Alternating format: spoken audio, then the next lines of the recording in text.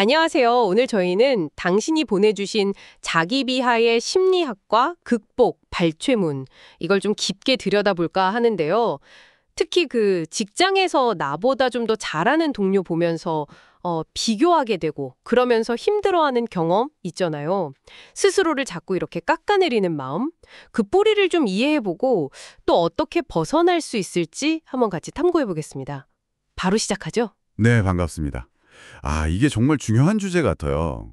이 자료가 단순히 그냥 직장 내 비교 문제, 이걸 넘어서서요. 우리 안에서 어떻게 그 자기 비하라는 감정 패턴이 생기고 이게 삶 전체에 영향을 미치는지 그걸 잘 보여주거든요. 네, 맞아요. 이게 그냥 기분 문제가 아니라 음. 개인의 성장이나 가능성까지도 좀 제한할 수 있어서 주목해 볼 필요가 있습니다. 자료에 나온 상황이 되게 구체적이잖아요. 네. 뭐랄까, 나보다 일도 잘하고 가끔은 좀 날카롭게 지적도 하는 그런 동료 앞에서 나는 저 사람보다 좀 가치가 덜한가? 내가 좀 바보인가? 이런 생각 드는 거예요. 네네. 근데 여기서 진짜 흥미로운 건 이 생각이 그냥 스쳐 지나가는 게 아니라 거의 뭐랄까 자동 반응, 습관처럼 굳어진다는 점이죠. 그렇죠. 그 자기 충족적 예언이라고 하나요? 스스로를 좀 낮게 보는 생각이 실제 행동에도 영향을 주고 결국 성과까지 떨어뜨려서 다시 또 자기를 비하하게 되는 그런 악순환. 바로 그겁니다. 그 악순환의 결과가 생각보다 심각해요. 자료에서도 딱 짚어주는데 제일 먼저는 자신감이 뚝 떨어지고요. 이게 곧바로 뭐냐면 스스로 판단하고 행동하는 힘 있잖아요. 주체성이나 권위, 이게 약해지는 걸로 바로 이어져요. 주체성이요. 네. 내 판단을 못 믿으니까 자꾸 이제 상사나 다른 사람한테 물어보게 되고 작은 실수에도 막 엄청 위축되고요. 근데 안타까운 건 이런 모습이 주변 사람들한테도 저 사람은 좀 자신이 없나 보다 이런 인상을 주게 되잖아요. 네, 그렇죠. 결국 다른 사람마저도 나를 좀 낮게 평가하게 되는 그런 부정적인 고리가 생긴다는 거죠. 심지어 자료에서는 이런 상태가 계속되면 정신적인 성장이 멈출 수도 있다. 이렇게까지 경고하더라고요. 와, 그 주체성 약화라는 부분이 확 와닿네요. 스스로 결정하고 책임지는 그런 능력이 줄어든다는 건데 구체적으로 이게 업무 현장에서는 좀 어떤 식으로 나타난다고 자료는 얘기하나요? 네, 예를 들어서요. 뭐 새로운 프로젝트나 좀 도전적인 과제가 딱 주어졌을 때 있잖아요. 그러면 내가 이걸 잘할 수 있을까? 이런 의심부터 딱 드는 거죠. 그래서 선뜻 나서기가 좀 어렵게 되고요. 혹은 뭐 자기 의견을 딱 내세우기보다는 그냥 다수 의견이나 상사 지시를 따르는 쪽을 택하기 쉽죠. 아무래도 실패가 두려우니까 자꾸 안전한 선택만 하려 하고 그러다 보면 결국 새로운 걸 배우거나 성장할 기회 자체를 놓치게 되는 겁니다. 네, 결국 자기 잠재력을 충분히 발휘하지 못하는 상태, 거기에 머무르게 되는 거죠. 듣고 보니까 이게 단순히 기분 나쁜 걸 넘어서서 진짜 개인의 성장 잠재력 자체를 깎아먹는 문제군요. 그럼 이 자기 비하라는 감정, 이 굴레에서 좀 벗어날 방법은 없을까요? 자료에서는 어떤 해결책 같은 거 이야기하나요? 다행히 해결의 실마리도 제시하고 있습니다. 핵심은 절대적인 믿음을 회복하는 거라고 하는데요. 여기서 중요한 건 막연히 난 최고야 이런 자기 과신은 아니고요. 네. 오히려 자신의 현재 발달 단계랄까요?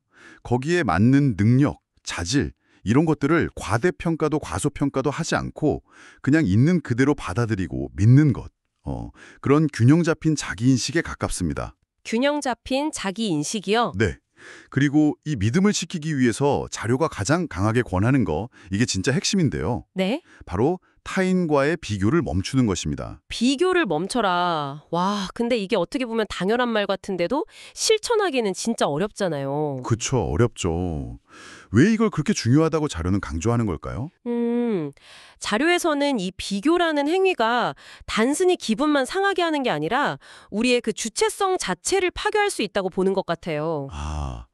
왜냐하면 타인을 나를 성장시키는 자극제로 보는 게 아니라 나를 평가하는 잣대로 만들어버리기 때문이죠. 자료 표현을 빌리자면 모든 사람은 각자 고유한 별과 같은 존재래요. 별과 같은 존재. 네, 저마다 다른 지식, 경험, 자질을 가지고 있다는 거죠. 그러니까 타인의 장점을 인정하고 배울 점을 찾는 건 좋은데 그것 때문에 나는 부족하구나 이렇게 결론 내릴 필요는 없다는 겁니다. 네, 맞아요. 타인의 강점과 지금 나의 모습을 딱 분리해서 인식하고 지금 여기 있는 나 자신을 그냥 있는 그대로 수용하는 태도. 이게 먼저 필요하다는 거죠. 네. 오늘 저희가 나눈 이야기들 쭉 정리해보면요.